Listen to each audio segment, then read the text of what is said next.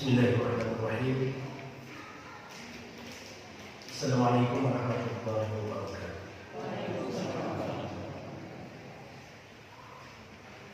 Subhanallah walhamdulillah wa la ilaha illallah wallahu akbar.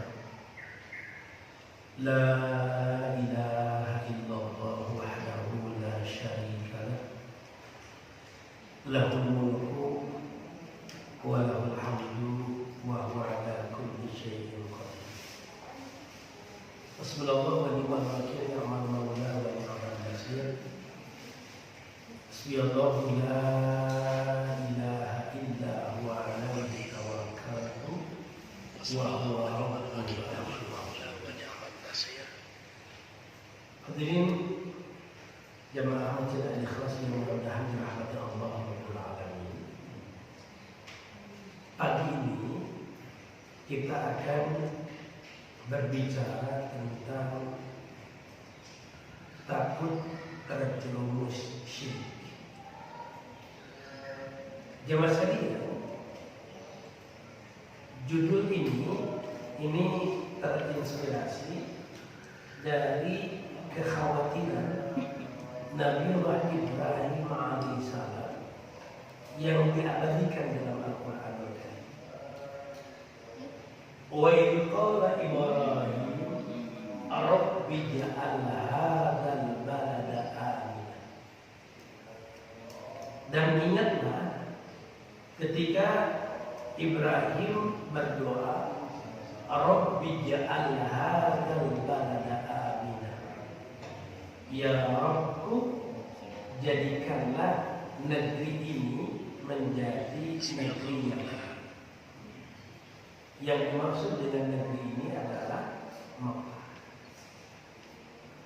Wajnubni wa baniya an na'budal asnam.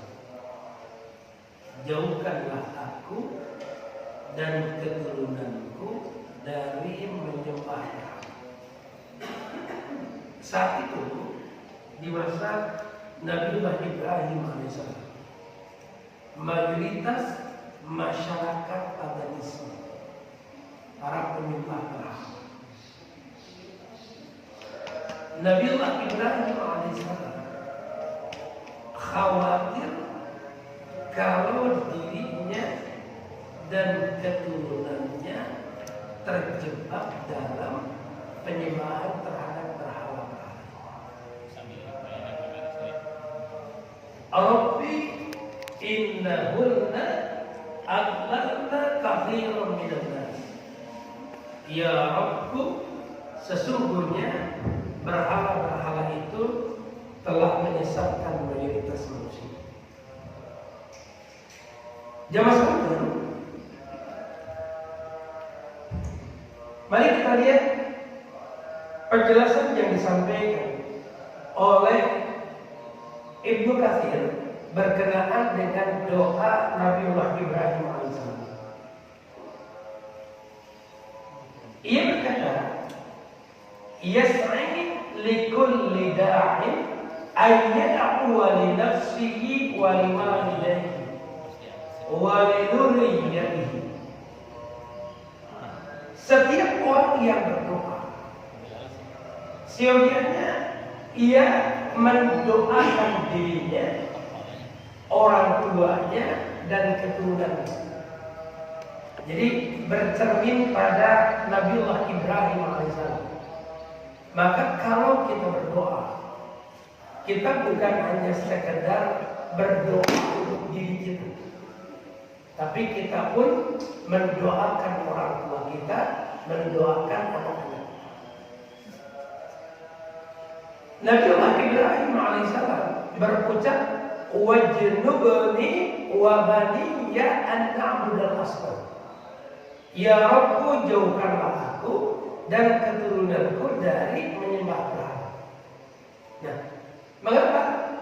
Bisa jadi di level orang tuanya aman, ia tidak tergoda untuk menjadi para penyembah berhala, tidak tergoda dengan jebakan-jebakan syirik. Tapi tidak ada jaminan kalau anak-anaknya tidak tergoda. tidak jadi jaminan kalau anak-anaknya itu selamat. Makanya ketika kita berdoa kepada Allah Azza wa Jalla, kita pun bukan hanya sekedar mendoakan diri kita, tapi juga mendoakan anak-anak. Kemudian summa zakara annahu iftana bil asnam khalaiqu minan nas wa annahu bari'un mimman abadan. Kemudian Nabiullah Ibrahim alaihissalam menyebutkan bahwa banyak kalangan manusia yang terfitnah oleh penyembahan kepada berhala-berhala dan ia berlepas diri dari orang-orang yang menyembah berhala-berhala. Jamaah sekalian,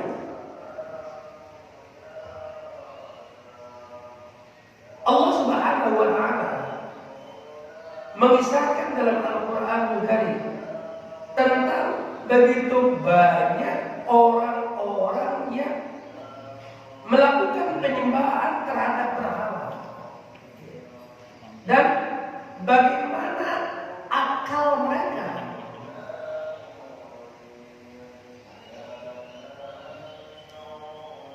begitu tidak memahami perkara ini. Kita ambil contoh jamaah sekalian. Ketika Nabiullah Ibrahim alaihissalam menghancurkan berhala-berhala, Nabiullah Ibrahim alaihissalam menghancurkan berhala-berhala itu. Nah, kemudian dia tinggalkan berhala yang paling besar.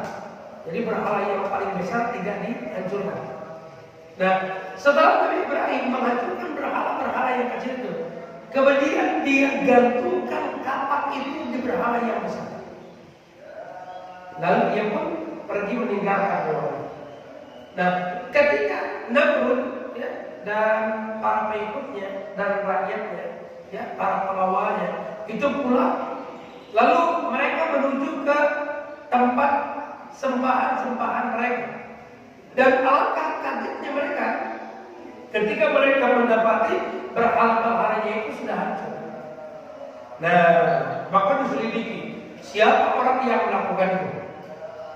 Akhirnya Nabiullah Ibrahim alaihissalam pun ditangkap. Nah, terjadi ya debat antara Raja Namrud dengan Nabi Ibrahim. Nabi Ibrahim, ya apa bukti kalau saya adalah pelaku dari penghancuran berhala-berhala ini? Kemudian kata Nabi Ibrahim, coba kamu lihat, kapak itu tergantungnya di mana? Kapak itu kan tergantung di berhala yang paling besar. Mungkin berhala yang paling besar keren jadi di takolan atau nanti. Kata Raja Namrud, kamu itu menceburanya, kamu gak otak, kenapa berhala bisa menghancurkan nanti? Cek Nabi Ibrahim, anu terbuka otak, saya atau itu? Apal berhala itu tidak bisa mendengar, tidak bisa melihat, tidak bisa memberi manfaat, tapi mengapa kalian tetap menyembah berhala-berhala? Nah, jadi bagaimana otak manusia itu nggak paham. Ya, bagaimana dia terjebak? Namanya kata Nabi Ibrahim, Rabbi innahunna adlanna katsirun minan nas. Ya Rabbku, sesungguhnya berhala-berhala itu telah menyesatkan mayoritas manusia. Jadi bagaimana akal manusia itu tertutupi dalam kebingungan, dia terjebak dalam menyembah berhala. Kan Bapak Ibu, bapaknya Nabi Ibrahim itu pembuat patung. Sampai Nabi Ibrahim berkata, ya abati la ta'budi syaitan. Wahai bapakku, janganlah engkau menyembah setan. Saking kesal ini Nabi Ibrahim ya dengan apa yang dilakukan oleh bapaknya. Kemudian bagaimana kalian itu, ini dengan kaumnya juga terjadi ya. Bagaimana kalian itu menyembah pada sesuatu yang tidak bisa mendengar, tidak bisa melihat.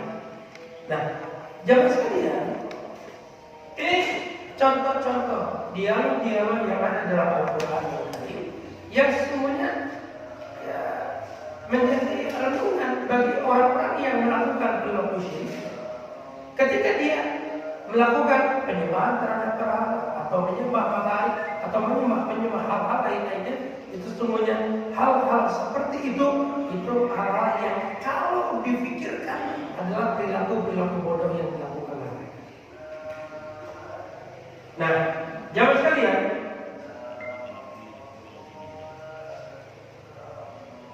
kalimat wajnubni wa maniya an na'budal asnam dijelaskan oleh Ibnu Katsir, ay ij'alni wa maniya fi janibin an ibadatil asnam wa ba'id bainana wa bainaha, yakni jadikanlah aku dan anak cucuku di seberang, sedangkan menyembah berhala di seberang yang lain, lalu jauhkanlah antara kami dengannya. Jamaah sekalian,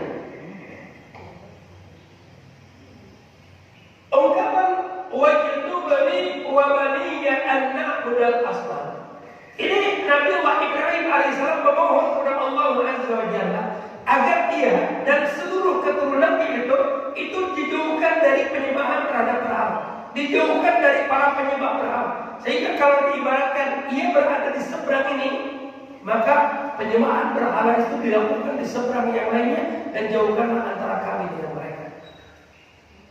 Nah, jamaah sekalian, apa yang diungkapkan oleh Nabi Allah Ibrahim alaihissalam ini mengingatkan setiap kita betapa pentingnya kita menjaga kemurnian akidah. Jamaah sekalian, di surat Al-An'am ayat ke-82, Allah Subhanahu wa taala berkata, "Alladzina amanu wa lam yalbisu imanahum bizulm." Orang-orang yang beriman dan tidak mencampur adukan keimanan mereka dengan kezaliman. Kezaliman yang dimaksud di sini adalah syirik. Jaminannya ulaika lahumul amnu wa hum muhtadun. Mereka itulah orang-orang yang akan mendapatkan keamanan, mereka itulah orang-orang yang akan mendapatkan petunjuk. Nah, jamaah sekalian, didasarkan pada ayat ini, maka iman yang akan mendatangkan aman adalah iman yang terbebas dari noda syirik. Pantaskan Rasulullah SAW 13 tahun melakukan pembinaan pada para sahabat Rasulullah SAW di Mekah Al-Mukarramah. Titik tekannya adalah akidah, titik tekannya adalah masalah keimanan. Bagaimana para sahabat bisa menjaga keimanannya agar tidak ternoda oleh noda syirik. Jamaah sekalian, bisa jadi berhala-berhala yang pernah ada di masa Nabiullah Ibrahim alaihissalam, yang pernah ada di masa jahiliyah, mungkin sudah jarang, meskipun ada, sudah jarang ada di tengah-tengah kita. Ya, walaupun masih ada berhala itu di dunia ini, di muka bumi ini, tapi mungkin jumlahnya tidak sebanyak saat itu. Ya, apalagi di tengah-tengah kita yang mayoritas Muslim. Tapi pertanyaannya adalah, apakah hal-hal yang seperti ausan, seperti asnam, hal-hal syirik sudah tidak ada di tengah-tengah kita? Banyak jamaah sekalian. Tapi dengan ragam yang berbeda, dengan bentuk yang berbeda. Makanya salah satu di antara doa yang diajarkan Rasulullah SAW yang dibaca oleh kita setiap pagi dan petang, Allahumma inni a'udzubika min an usyrika bika wa ana a'lam wa astaghfiruka lima la a'lam. Ya Allah, sesungguhnya aku berlindung kepadamu dari menyekutukanmu dengan sesuatu apapun yang aku ketahui, dan aku memohon ampun kepadamu untuk sesuatu yang tidak aku ketahui. Apa maknanya? Kesyirikan itu masih banyak menyebar di tengah-tengah kita, sehingga Rasulullah SAW menuntun kita untuk berlindung kepada Allah Azza wa Jalla dari ini setiap pagi dan sore. Bahkan jemaah sekalian, Abdullah bin Abbas itu pernah menyebutkan ada syirik ya yang akhfa min dabibin namim ala safatin sauda fi zulmatil lail. Ada syirik yang lebih sama, berarti bukan seperti ya, ini lebih sama dari rayapan semut hitam di malam yang kelam di atas batu yang hitam. Coba kita bisa tahu ya, ada semut hitam yang ada di batu yang hitam di malam yang kelam. Kira-kira bagaimana kita bisa mendapatnya seperti itu ya? Saking apanya? Gelap. Nah, kata Abdullah bin Abbas, ini ada syirik yang akhfa, lebih sama. Kita untuk mendapati semut hitam di atas batu yang hitam di malam yang kelam saja itu susah, teman sekalian. Ini akhfa, ini lebih sama dari itu. Jadi ya, pentingnya bagi kita untuk belajar ilmu tauhid, ya? Belajar ilmu tauhid. Jamaah sekalian, Rabbi innahunna adlalna katsiran minan nas. Kata Ibnu Katsir, fa innahu huwa al-waqi fi kulli zamanin. Fa idza arafa al-insan anna katsiran waqa'u fi syirk al-akbar wa dallu bi ibadati al-asnam awjaba dhalik khawfahu min ayyi qafin ma waqa fihi al-katsir min asy-syirk alladhi la yaghfiru Allah. Inilah yang terjadi di setiap zaman sekarang ini. Jika manusia mengetahui bahwa banyak orang yang terjatuh ke dalam syirik akbar dan tersesat karena menyembah berhala, maka hal itu akan membuatnya takut terjatuh ke dalam syirik akbar yang tidak diampuni oleh Allah Azza wa Jalla seperti mayoritas manusia. Ini yang diungkapkan dalam Fathul Majid. Nah, jamaah sekalian, apa yang diungkapkan oleh Nabi Ibrahim, Rabbi innahunna adlalna katsiran minan nas, maka mengantarkan setiap kita itu mewaspadai ini, karena ternyata mayoritas manusia itu mereka tersesatkan dengan syirik. Ada satu buku yang cukup bagus yang disusun oleh seorang ustaz itu tentang kesugihan untuk membuktikan bahwa sesungguhnya di negeri kita ini, di Indonesia ini masih ada hal-hal syirik merebak. Memang kemasannya yang dikemasnya bisa dengan kemasan budaya, yang maksudnya di budaya dimunculkannya ke permukaan, tapi isinya syirik. Kan sok biasa dibuktiin sebenarnya, sok dibuktiin. Ia mah ada yang kuat pakai tujuan agama, budaya lah, budaya orang, kamu mulai pidana, bahasanya kayak gitu jamaah sekalian ya. Tapi kontennya ini konten yang menjelmakan seseorang ke dalam syirik. Dan jamaah sekalian, ungkapan ini udahlah, ini ada tempat ulama pendidikan agama, orang membawa agama, bahaya jamaah sekalian.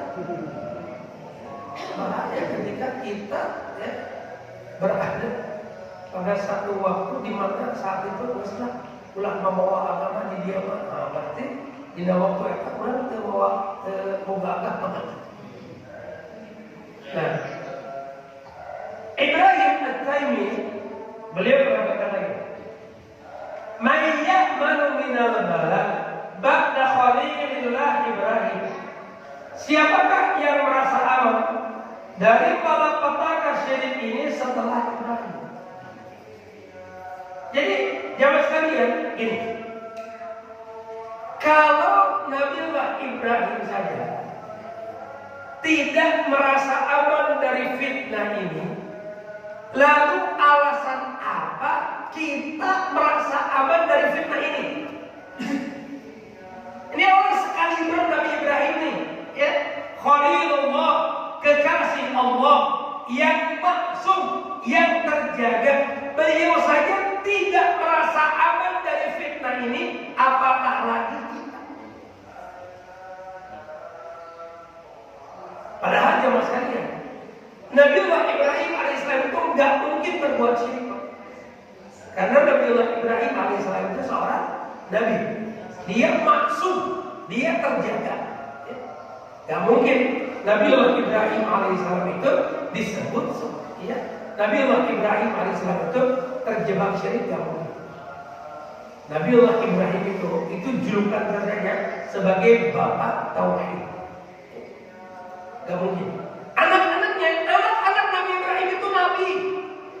Nabi Ismail alaihissalam, Nabi Ishak alaihissalam. Anak-anak Nabi Ibrahim itu nabi. Gak mungkin pula mereka terjebak syirik. Tapi Nabi Ibrahim berdoa dengan doa ini. Ini memberi pelajaran pada kita. Kalau Nabi Ibrahim alaihissalam saja tetap khawatir dirinya dan anak-anaknya yang terjebak syirik, apatah lagi kita. Makanya jamaah sekalian, yang dikhawatirkan oleh para nabi ya, terkait dengan anak-anaknya adalah masalah akidah. Kita ini kerap kali mengkhawatirkan anak-anak itu pada persoalan materi. Khawatir anak-anak gak punya rumah, ya, khawatir anak-anak gak punya pekerjaan, khawatir anak-anak gak makan. Kan itu yang dikhawatirkan oleh kita ya. Dikhawatirkan oleh mayoritas orang tua itu hal-hal yang berkaitan dengan materi. Padahal sandang, pangan, papan itu kebutuhan primer setiap manusia. Ada atau tidak ada, dia akan berupaya untuk mencukupi. Ya.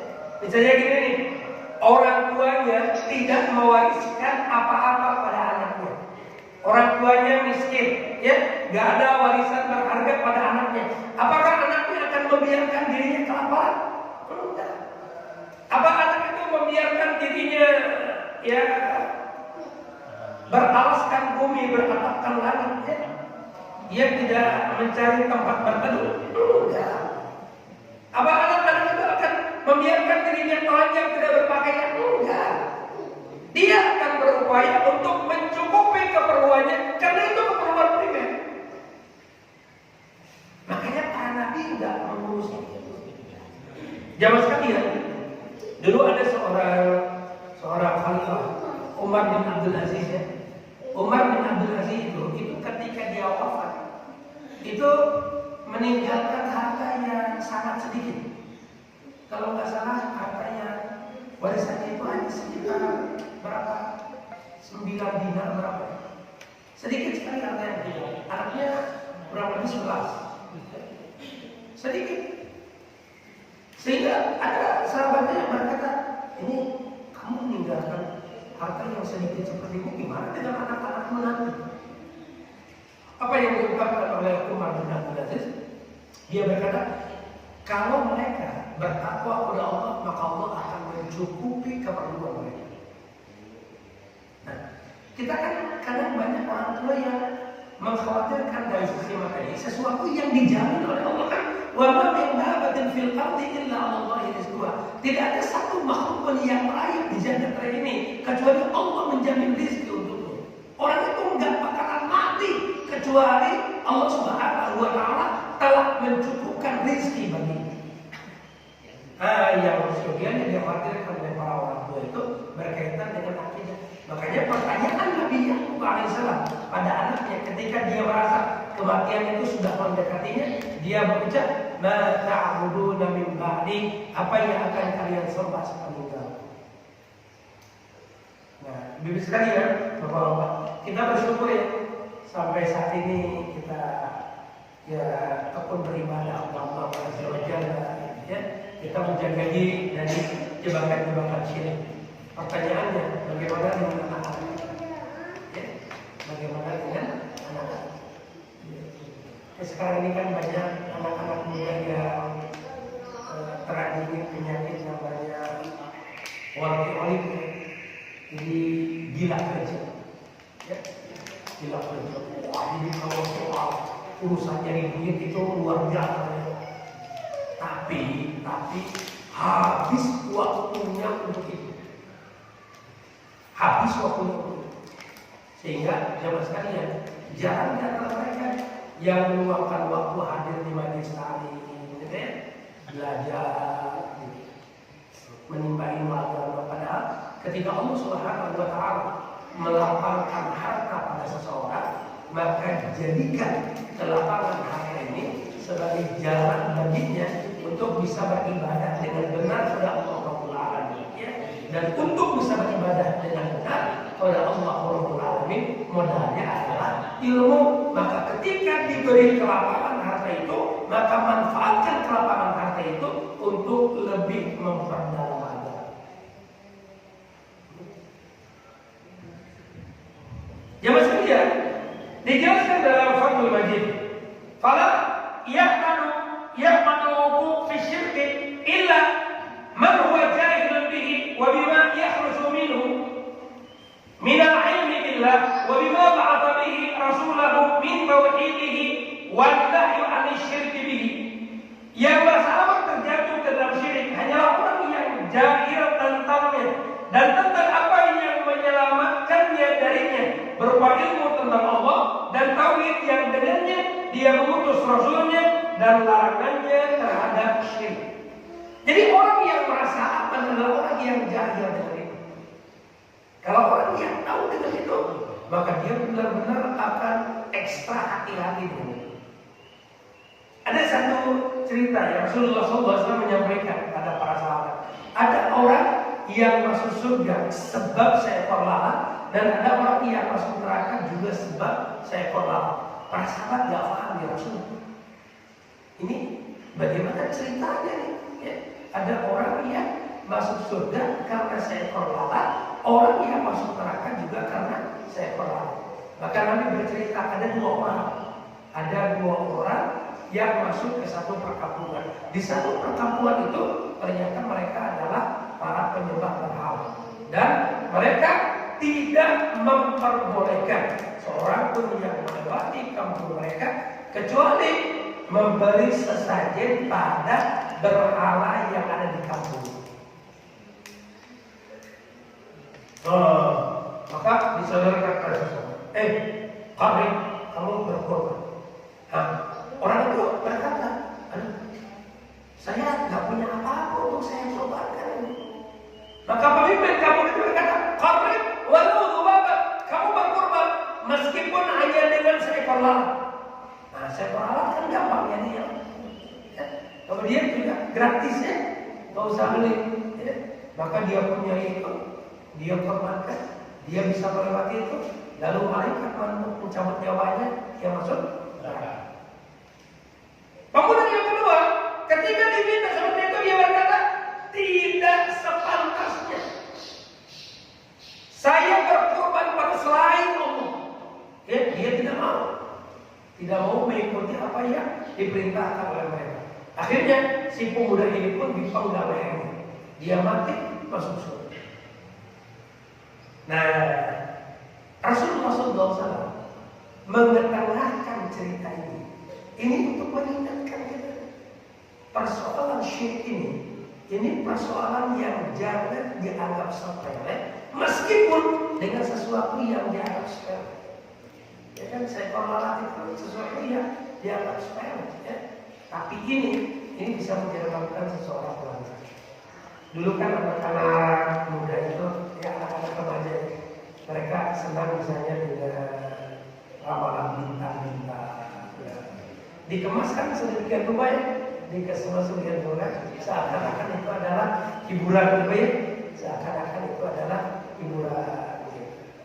Padahal ya itu kan masuknya ke dalam kategori ramalan, ya, dalam kategori ramalan, dan itu masuk ke dalam syirik. Ya, kemarin juga kan waktu ada pesawat jatuh, ya Pak ya, pesawat jatuh. Stasiun TV itu ada kerjaan banyak. Stasiun TV yang diundang ke TV itu bukan para ahli ya, yang menjelaskan bagaimana itu bisa terjadi, ya, bukan hal yang terkait. Ini malah yang diundang paranormal kan?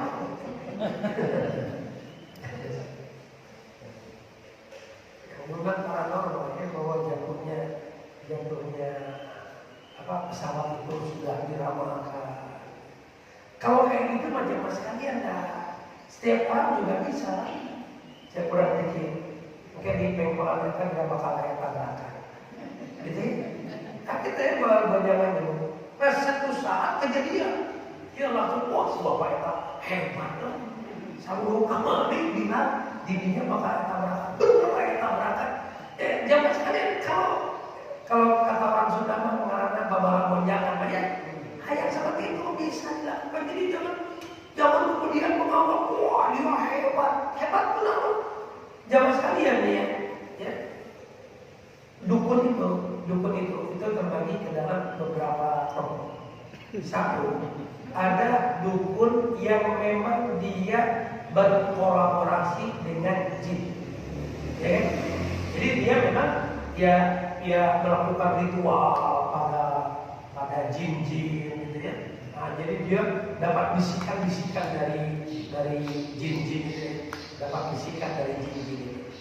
Tapi satu benar, 100 salah. Ya, kan itu ya. Hiji benar, 100 salah. Ya.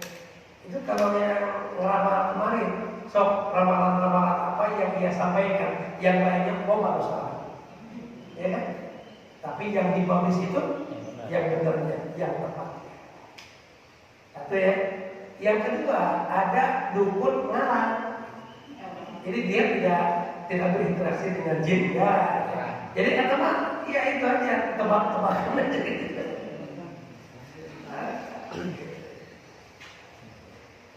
Makanya saya salut sama dari komposer ya, dibully. Siapa? Pramadil Bukis. Nah, baik. Jadi orang yang merasa aman dari syirik itu orang yang jahat. Nah, kemudian Allah Subhanahu wa taala berkata, "Innallaha la yaghfiru an yushraka bihi wa yaghfiru ma duna dzalika liman yasha, wa man yushrik billahi faqad iftara itsman 'azima."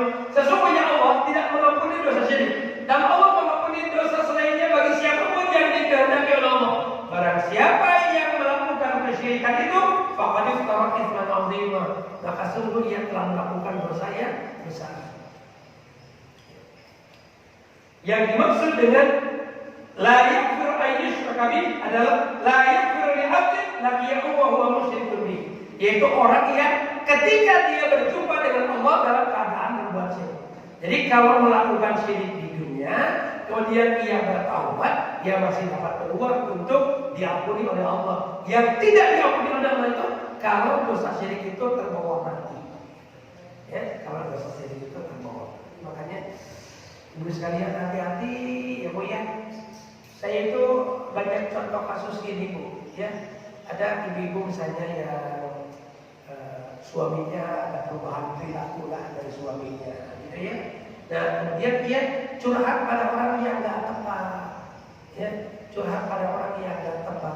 Akhirnya nih orang yang dicurhat itu ngomong, makanya sebagai istri itu kita harus pandai-pandai ya, pandai-pandai ya, gimana supaya suami itu betah di rumah. Yuk dengan saya itu di sana ya orang bla bla bla bla bla ya, padahal di bawah ada tekad dukun gitu ya, di bawahnya itu kata orang.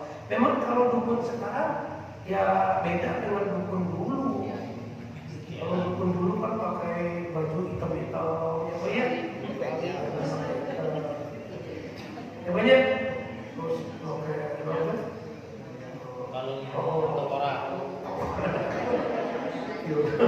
Yonab itu kan betul habis ya. Kemudian tinggalnya di kaki gunung, depannya dupa ibu ya, itu dulu ya.